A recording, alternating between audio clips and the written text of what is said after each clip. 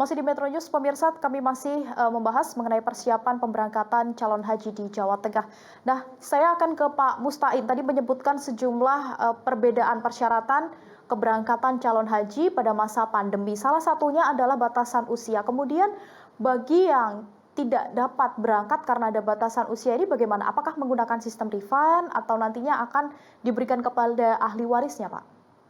Ya, bagi jamaah kita yang usianya melampaui 65 tahun, berarti ikut masa tunggu tahun berikutnya. Jadi mudah-mudahan nanti tahun berikutnya, tahun 2023, 1444 Hijriah, itu kondisinya sudah membaik sehingga tidak ada lagi batasan usia. Tapi sekali lagi, pemberian batasan usia adalah otoritas dari Saudi. Jadi untuk yang tahun ini belum berangkat, maka kita harapkan dan kita berdoa bersama, mudah-mudahan kondisinya membaik, kebijakan Saudi juga berubah.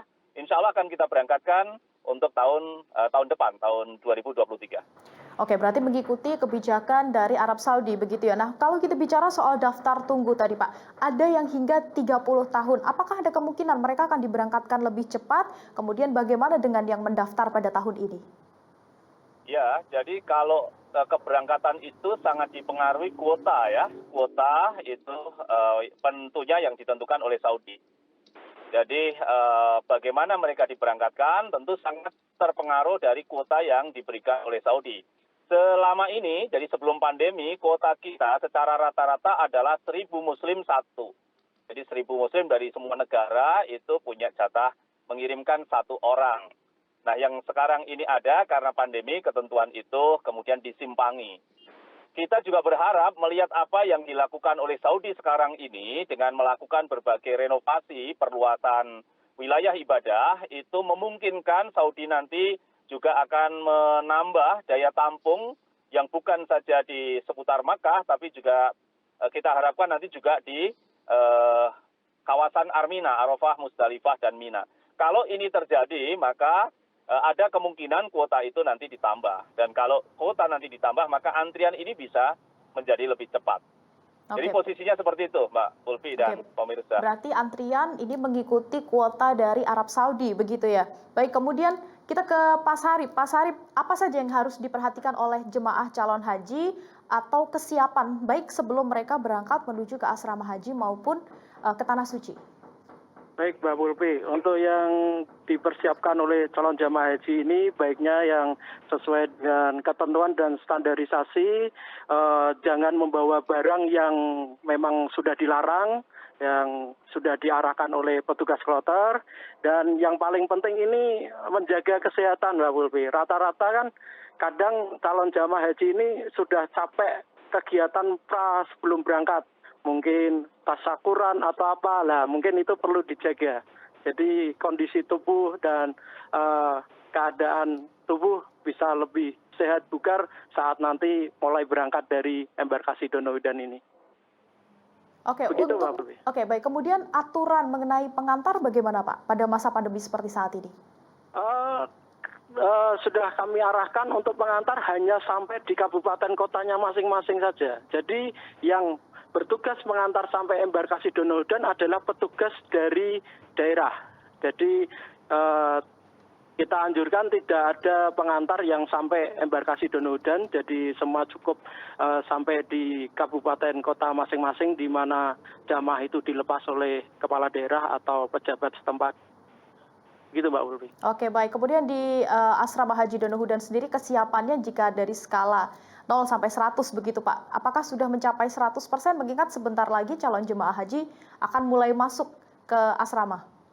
Insya Allah sudah. Ini kita juga sambil jalan terus. Dari beberapa bagian sudah jalan seperti tadi yang saya sampaikan. Koper juga sudah melaksanakan tugasnya mulai dari tadi. Dan ini persiapan tadi sudah kita laksanakan seperti simulasi penerimaan jamaah, simulasi pemberangkatan, dan beberapa simulasi yang lainnya.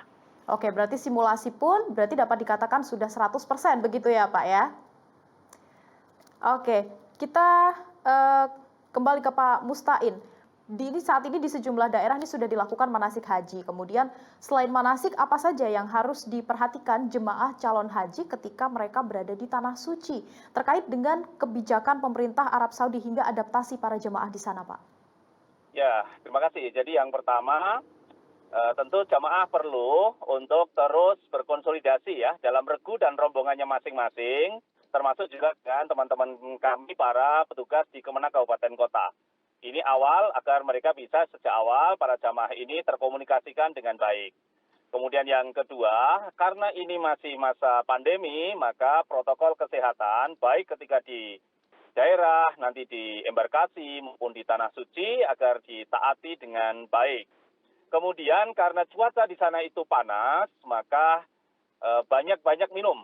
Jadi banyak-banyak minum agar tidak terjadi dehidrasi. Ini saran dari kesehatan. Kemudian yang lain yang perlu kami informasikan, para jamaah untuk tidak perlu lagi membawa bekal bahan makanan, karena pemerintah, panitia dalam hal ini sudah menyiapkan makan selama di Saudi, di Makkah, di Madinah, di Armina itu 3 kali makan. Jadi relatif untuk urusan konsumsi sudah tercukupi. Selain itu, sebagaimana sudah kita laksanakan di tahun 2019, semua jamaah dari SOC, yaitu jamaah embarkasi Solo, Jawa Tengah dan DIY, semua berada di satu kawasan Jarwal, di mana mereka, para jamaah ini akan kita tempatkan pada hotel yang cukup besar, hotel di Kiswah Tower. Kiswah ini kalau normal bisa memuat lebih dari 30.000. Dan sekarang kita tempati untuk dari Jawa Tengah dan daerah istimewa Yogyakarta 15.447.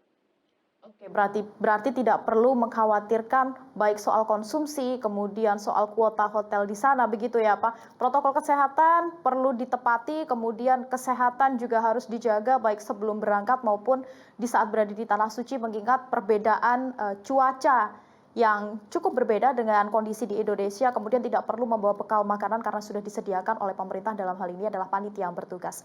Baik, terima kasih kepada Pak Mustain Ahmad, Kepala Kantor Wilayah Kemenak Jawa Tengah dan Humas PPIH Embarkasi Solo, Syarif Syahrul Syahbusudin, atas waktu yang sudah bergabung bersama kami di Metro News pada hari ini.